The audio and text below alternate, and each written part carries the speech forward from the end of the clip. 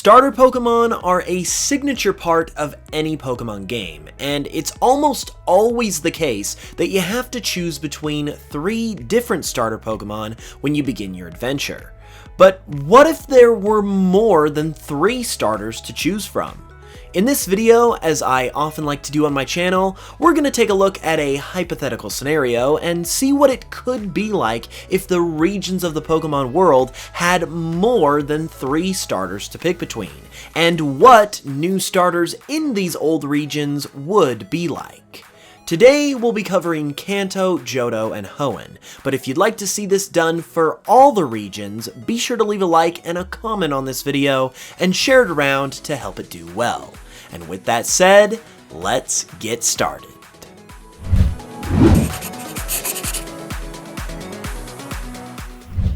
Okay, so Kanto is first, of course, and adding a new starter to the ranks of Bulbasaur, Charmander, and Squirtle is probably going to be the most tricky of all, because they're just so dang iconic.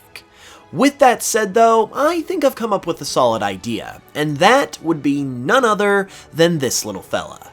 This is Snello, and he's a little electric type snake. First of all, the artwork for Snello and the other starters in this video was done by my good friend Alestiva076, who will be linked in the description, and I highly recommend you give him a follow because he does great work. Back to Snello though, I'm sure you have a lot of questions, like why an electric type? Why a snake? Well, allow me to answer those. First, Snello is an electric type because if there was a 4th starter type out there, it would definitely be electric, as Pikachu has served as a starter multiple times, in Kanto even, and is obviously electric type, so I felt it only made sense. Also, when it comes to the types of these Mons, the balancing between the 4 isn't going to be perfect, because there's not really a quartet of types that are as balanced as Grass, Fire, and Water are. However, the types I've chosen for these starters are all fairly balanced with the others, and frankly, this is just for fun, so it doesn't really matter that much, and it doesn't really matter that much anyway, to be completely honest. Pokemon has been around for over 25 years. We all know how types work, and I think we would survive if the starters weren't completely 100% balanced. With all of that exposition out of the way though, let's get back to Snello. We've covered the typing, now how about the basis? He's a snake, obviously, and I believe this fits in with the other Kanto starters very well for a couple of reasons.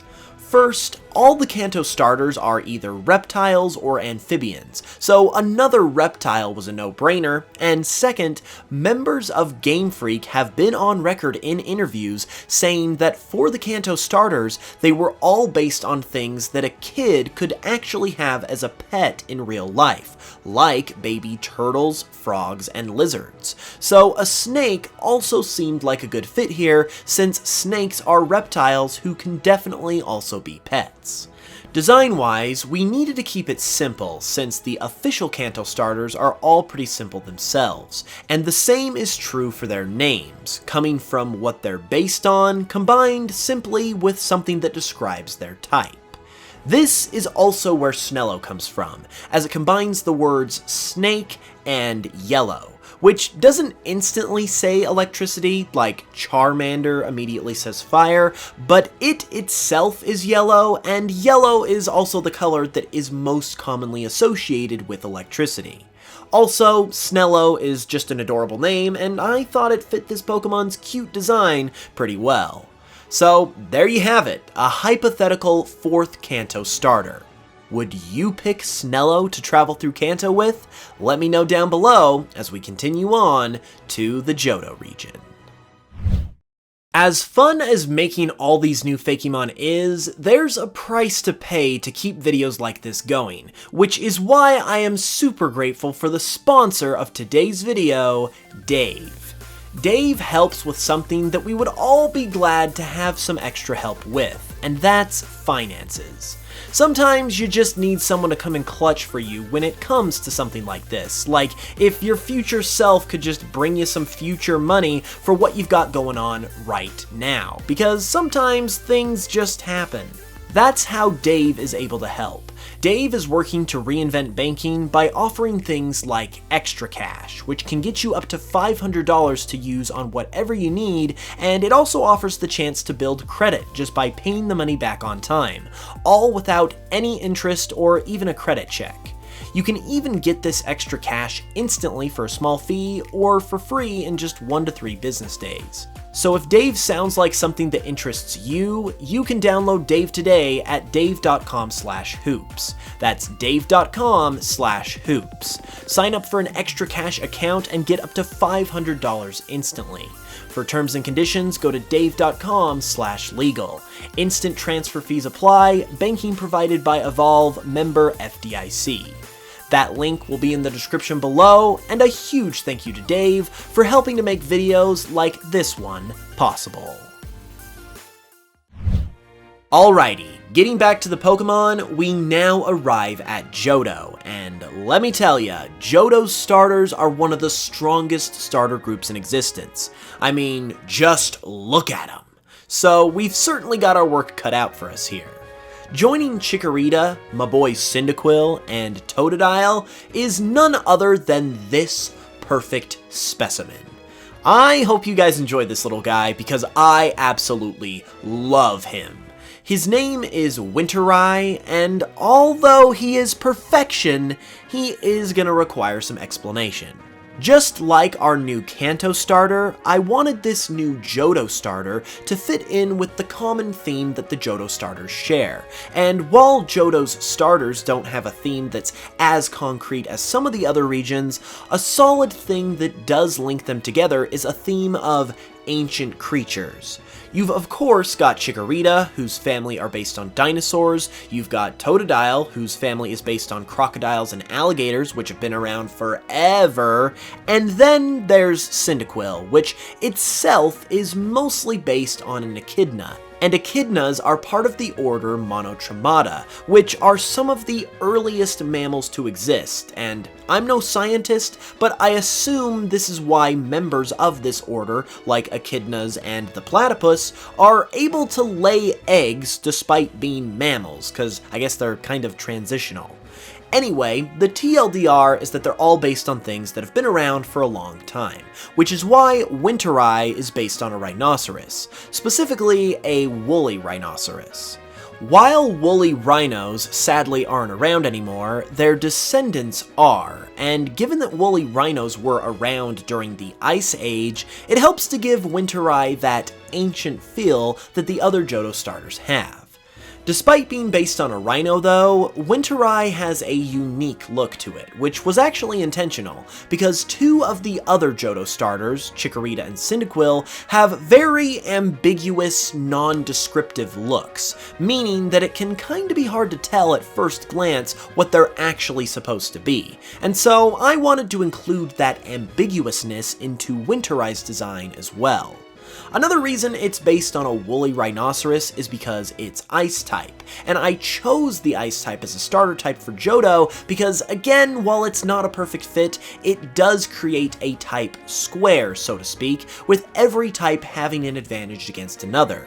Ice is strong to grass, grass to water, water to fire, and fire to ice. Meanwhile, the name Winterai comes from winter because of its type and what it's based on, and rhinoceros, but spelled a little more phonetically to help get the pronunciation across.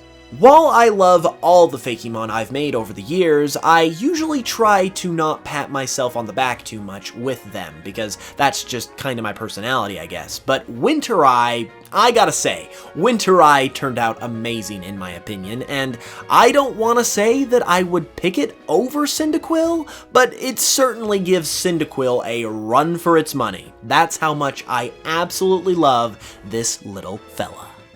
We have now arrived in the Hoenn region, and the starters here are the beloved Treecko, Torchic, and Mudkip. These three are definitely amongst the best of the best in terms of starters, and they're kind of tricky to add another member to because they are so good as a trio. And also, similar to Gen 2, they don't really have much of a shared theme that really shines through. In fact, I would say they have this even less than the Gen 2 starters. The only shared trait that I could personally see with them was a theme of pets, just like with Gen 1, but on the more exotic tropical side, since geckos, birds, and axolotls can all be had as pets, but they're not necessarily your run-of-the-mill pets either. The tropical feel also goes with Hoenn as a whole being more tropical, and ultimately, this led me to Spetot, our hypothetical 4th Hoenn starter. In attempting to keep things as balanced as possible, I decided to go with the bug type for our typing here, since it creates the same kind of type square that the ice type does, and I felt that the bug type also fit the more tropical nature of Hoenn. As far as what Spetot is, well, it's a ladybug. Well, not yet, it's actually in the larval stage right now, but it is based on the 22-spot ladybug larva. I chose this because in terms of bugs that you would keep as a pet, the ladybug is right up there, as it's one of the most charming and endearing bugs that are out there, and it doesn't really gross people out the way other bugs do, so I felt like it was a great choice for a starter. I picked the 22-spot ladybug in particular though, because instead of the usual red, these ladybugs are yellow, which helps to feed into that exotic tropical flavor I've mentioned that Hoenn has. And it also gives Spetot its own individual body color that can help distinguish it from the other Hoenn starters, who are green, orange, and then red later on, and blue respectively.